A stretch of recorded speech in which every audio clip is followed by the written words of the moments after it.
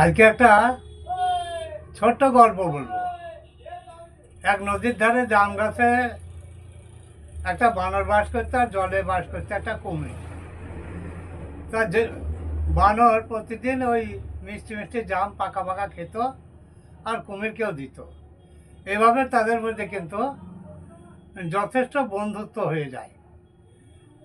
একদিন বানর কুমিরকে বেশ কিছু জাম দিয়ে বলল, ভাই এগুলো নিয়ে যাও, তোমার বউকে নিয়ে খাওয়াবে। কুমির সেই জাম পাকা পাকা জামগুলো নিয়ে গেল এবং ওর বউকে দিল। কুমিরের বউ কিন্তু ওই জাম খেয়ে মনে মনে ভাবলো,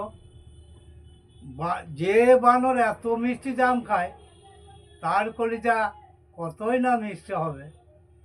এ কথা ভেবেই সে মনে মনে বানরের কলিজা খাওয়ার ইচ্ছা স্বামীকে জানাল।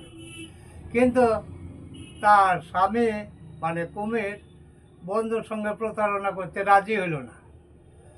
তখন তার বউ অসুখের ভান করে বিছানায় বেশ কয়েকদিন শুয়ে থাকলো এবং অবশেষে কুমিরকে বলল যে কবিরাজ আমাকে বলেছে যে বানরের কলিজা খেলে তবেই কিন্তু আমি সুস্থ হইতে পারবো।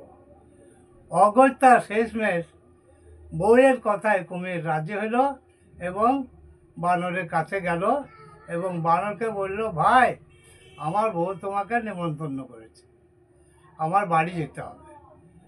এবার বানর কিন্তু কুমিরের পিঠে চেপে নদীতে রওনা দিল। মাঝ নদীতে যাওয়ার পরে কুমির ভাবলো যে বন্ধুকে সত্যি কথাটা বলাই ভালো। তখন কুমির বানরকে বলল, দেখো ভাই, আমার বউ তোমার কলিজা খেতে চেয়েছে। বানর কিন্তু একদম বিচলিত না হয়ে বুদ্ধিমানের মতো সুস্থ মাথায় বলল, আরে ভাই, এ কথা আগে বলতে হয়? তোমার বউ যে আমার কলিজা খাবে এ তো খুব ভালো কথা, তা আগে বলতে হয়? বলি, কেন, কী হলো? তো বানর বলছে, তাহলে তো আমি আমার কলিজাটা গাছের ডালে ঝুলিয়ে আসতাম না। ঠিক আছে, ঘুরে চলো, নিয়ে আসি। এবার পুনরায় ওরা সেই গাছের গোড়ার দিকে নদীর ধারে এলো।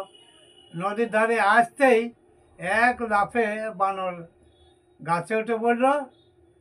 উঠে পড়ার পরে কুমিরকে বলল, আরে বোকা কুমির, কলিজা কি গাছের ডালে থাকে? এভাবেই তাদের বন্ধুত্ব নষ্ট হয়ে গেল।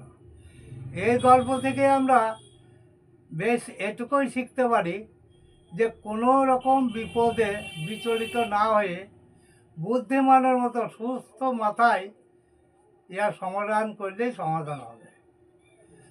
তাই আমরা এইভাবে ঠান্ডা মাথায় বুদ্ধিমানের সঙ্গে যে কোনো সমস্যার সমাধান করব। আর পর্যপরি অন্যের কথাই ভালোভাবে যাচাই না করে কারো সম্বন্ধে কিছু বলবো না, যাতে গভীর সম্পর্কও অনেক সময় নষ্ট হয়ে যায়। ধন্যবাদ, সবাই ভালো।